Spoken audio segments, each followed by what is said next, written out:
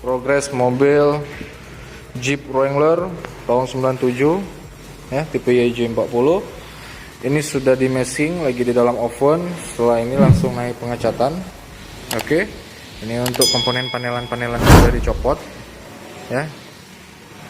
Sudah dicopot satu persatu. Nah, ini untuk sisi bodi sebelah kirinya.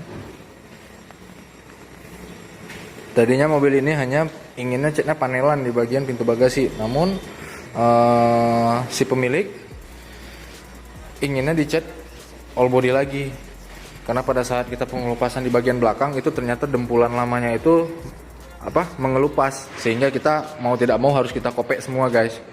Nah, ini untuk body sisi sebelah kanannya, bagian sebelah kanan sudah di masking juga, jadi ini tinggal untuk proses pengecatannya aja guys ya. Kita tunggu aja untuk updatean berikutnya progres dari Wrangler YJ40 ini. Mantap, thank